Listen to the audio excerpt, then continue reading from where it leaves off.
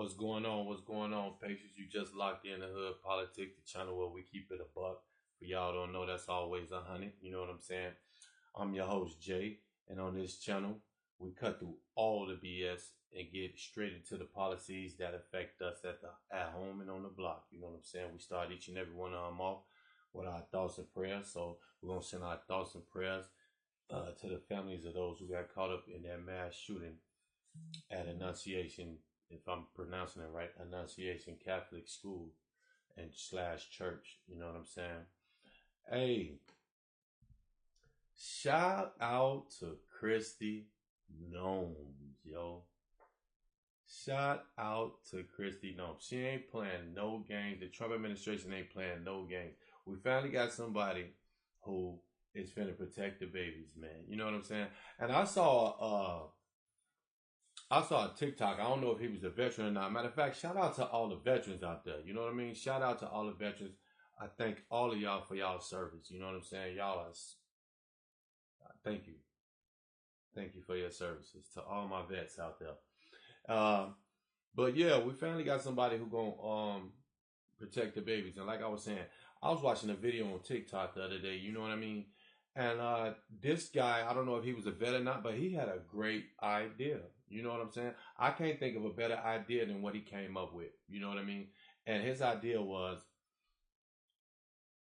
carve out a federal budget, a nice federal budget, get our veterans and our retired military, and pay them to protect our babies at the school. That is an amazing idea. I can't think of, instead of sending money to this place and that place for all these foreign wars, hey, we got a foreign war going on. We got a war going on right here against the Christians and the Catholics, you know what I mean, and against children.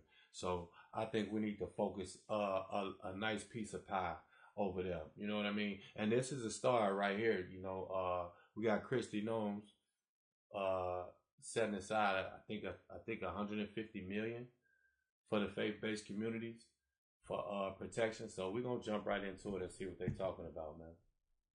So we did learn some new information at that briefing, just concluding in Minneapolis, including the fact that there was one additional injured child that we didn't know about at previous briefings. It brings the total number of injured to 18 people, so 2 dead, ages 8 and 10. 18 people injured, 15 of the 18 children.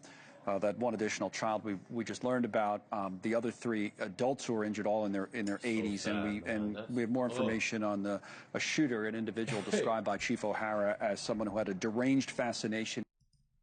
Hey, go check out Officer Tatum video on this. You think I was shook and upset and mad? Man, Tatum went to a place where I ain't never seen him go. And I advise all of y'all to go check out that video Tatum did on this mass shooting. That dude snapped out, yo. And that's what I'm saying. Only you can only snap out like that on YouTube. If he would have said any of what he said over here, banned instantly. They didn't care if he had million followers or not. They'd have shut his ass down ASAP. That dude went nuts. I advise every one of my pages to go on YouTube and check out Officer Tatum video on this police shooting, man. And it ain't gonna take long for him to get into it. Like, he got right into it. Yeah. With previous mass shootings, and the chief asking that the media not say the shooter's name from now on, which is certainly which is fine with me. Senior national correspondent Brian Enton has arrived on scene in Minneapolis, listening in as well, and joins us from there right now. What else stood out to you, Brian, from what we just heard? Man, those apartments over there. Oh my God, Kyle! I mean, this is more disturbing, I think, than any of us could have anticipated in terms of what the motive may have been here. The acting U.S. attorney is saying, and I wrote some of this down, that the shooter wanted to watch, wanted to watch children suffer. That more than anything, the shooter wanted to kill children. The shooter was obsessed with killing children. And basically, they went on to explain that in his writings, and there's apparently hundreds of pages of writings that they have uncovered, not only through the manifesto that was on YouTube, which we've been looking over, but they also did search warrants at several residences here in Minneapolis and have hundreds of pages that they're going through. And they say that he expressed hate toward almost every group imaginable. They said black people, Mexican people, Christian people, Jewish people. The shooter appeared to hate all of us. And as you mentioned, Connell, they also say that he is someone who basically had this deranged fascination with other. Yet he only went after kids. He hate everybody, but he only went after children though. Why he didn't go after no blacks? Why he didn't go after the Jews? He went after the babies. Straight coward. Straight coward. And then didn't even want no smoke. Didn't want no smoke. Couldn't even face it. Couldn't even face a man, period, after what he did. He wouldn't dare face a real man. So, you know, he went out the way he went out. You know what I mean? Am I mad? Not at all, yo. Mass shooters of the past, that he was fascinated by them, that he worshipped them. That came out in his writing. Where was his parents? Where was this kid living? Where did he get money to buy those guns? Those guns that he had wasn't cheap. Where did he get the money? He don't look like he carried it, like he could hold a job down. I think we need to be investigating this kid's parents, man. Because there's no way all that was going on under your roof and you did not know about it, man. And if so, you are bad parents. I'm sorry. My kids can't even close the door in my house. I come walking straight. They ain't got no freedom. No child has freedom in my house. I'm walking right in. I ain't knocking. I ain't saying nothing. I pay the bills. So there's no way nothing like this will ever come out under my roof. And it shouldn't come out of not under no good parent's roof. Where was the parents? Now, if he wasn't living with you, okay. If y'all was like, all right, man, this dude, you know what I'm saying? But you still, man, you knew this. You knew your child was going through it. You knew he needed help, and y'all should have got this. Y'all should have got that boy some help, man.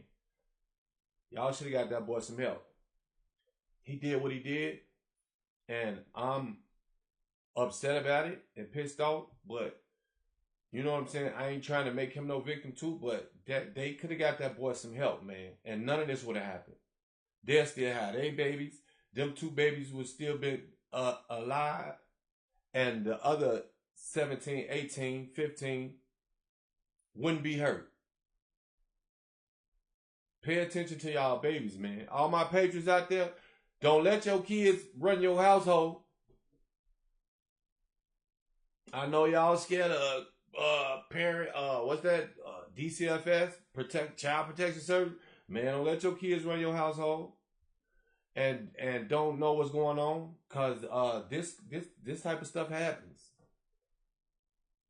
And something else that stood out to me, they talked about what they've found so far inside the church: 116 rifle rounds, 3 shotgun shells, but that there was 1 live round recovered from the handgun that appeared to be stuck. So sort of making the point that this could have been much worse, but apparently the handgun jammed. Thank God it wasn't. And one last thing, you heard the sheriff there at the end mention these stories of heroism, Connell.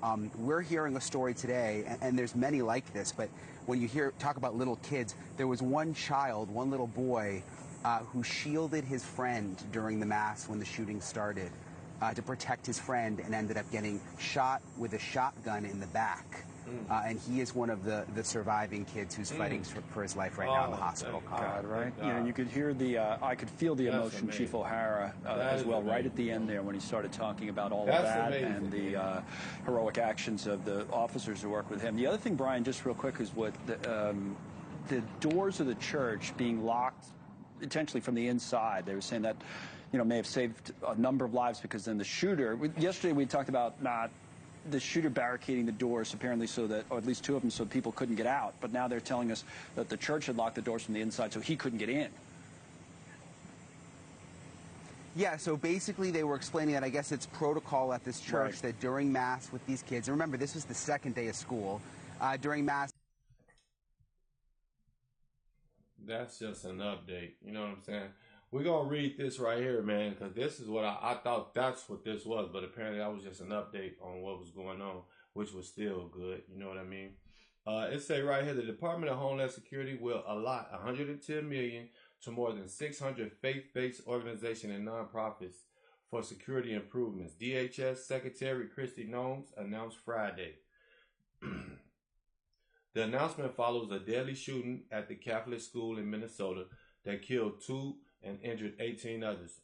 Police say 23-year-old shooter expressed hate towards almost every group imaginable. In the face of violent crime, in the face of violent criminals and radical organizations intent on hurting,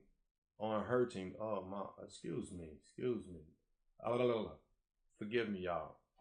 In the face of violent criminals and radical organizations intent on hurting American communities, the Trump administration is helping houses of worship, schools, and community centers to harden their defense against attacks and protect themselves, Noem said in a post on X.